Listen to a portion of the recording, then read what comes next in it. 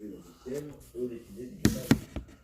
Problématique que publie aujourd'hui le Figaro, le chef d'état-major de la marine, l'amiral de Brebert, reproche au clergé français d'intervenir à tout propos dans les affaires militaires. L'amiral constate, je cite, qu'une partie du clergé décide de quel type d'armes l'État doit se doter, légifère sur la façon dont on doit entraîner les troupes, jeune pour le larcin. M. de Brebert conclut, votre métier est d'enseigner la foi et répandre la charité, la tâche est assez rude, pour Dieu, tenez-vous-y.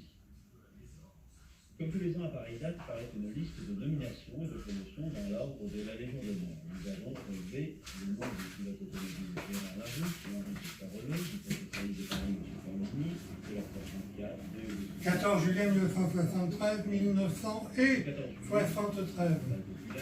1973. À Paris, les pétards étaient de la fête, et ils ont provoqué, place de la Bastille, la mort horrible de 14 juillet. peut-être qu'il ne sera pas inutile qui n'est jamais respecté. Il est interdit de lancer des pétards sur la voie publique.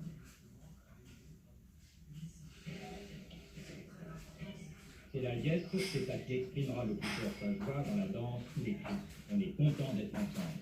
Les pétards éclatent de tous côtés, c'est ainsi que certains montrent leur bonne humeur. Leur usage est interdit dans la rue, mais ce soir c'est fête, c'est le 14 juillet. Une voiture 4x est garée à l'angle de la rue de Lyon et du boulevard de la Bastille. À l'intérieur sont stockés pétards du groupe Bengale, c'est un promoteur que nous vendre à cet endroit. Son fils Pascal Gisant est assis à l'arrière, c'est alors que surgit un groupe de jeunes pétards. L'un d'eux jette un pétard allumé dans la voiture qui traque, explosant en chaîne. Les pétards, la voiture est un brasier, on ne peut rien faire.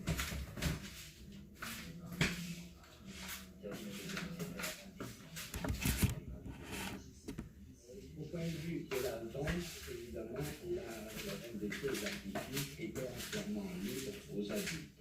Pour la vente aux mineurs des 18 ans, elle doit être expressément autorisée par les parents de ces mineurs. Par contre, en ce qui concerne l'usage des artifices sur la voie publique, elle est interdite en ce sens qu'on ne doit pas jeter des pétards dans les lieux où il y a des grands rassemblements d'ordre, c'est-à-dire des balles publiques, des lieux publics, et sur la voie publique en général. C'est pourtant ce qui s'est passé presque toute cette nuit dernière.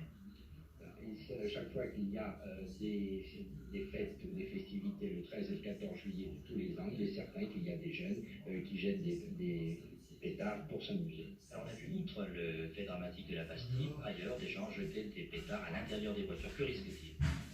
Alors, la contravention de première classe entraîne une condamnation à une amende pénale de première catégorie et avec éventuellement un emprisonnement de 5 jours, mais l'ensemble est une simple contravention qui dépend du tribunal de police.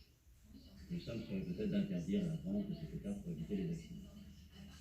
3 jours après l'accident survenu au Boeing de la Varig, qui s'est écrasé dans un champ près d'Orly, les responsables de la compagnie brésilienne ont tenu cet après-midi une conférence de presse.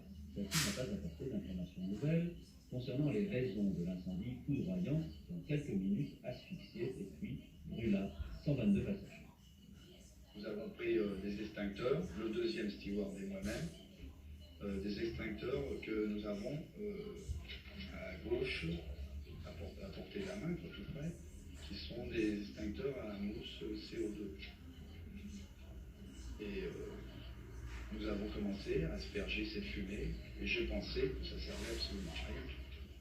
Le deuxième a continué à asperger. Pendant ce temps-là, j'ai commencé à avancer vers le poste de pilotage pour aller prévenir le flight engineer, l'ingénieur de vol. Tous les passagers étaient accrochés, étaient attachés avec la ceinture. Oui, à ce moment-là, les passagers étaient déjà attachés avec les ceintures, puisque nous approchions de Orly pour atterrir. Est-ce que vous savez à peu près combien de temps vous avez lutté contre l'incendie, contre la fumée? Vous savez, c'était très rapide. Lorsque je vois cette fumée extrêmement opaque à l'arrière de l'avion, n'ayant pas de masque à oxygène, je suis revenu vers la cabine de pilotage. Et je me suis assis sur le siège qui est réservé aux stewards, à l'avant, près de la porte d'entrée des passagers de première classe. À ce moment-là, le premier steward s'est assis à ma gauche, puisque c'est un siège de 2 places, a pris le micro et a commencé à faire un speech en portugais et en anglais. Et déjà, nous étions en train de descendre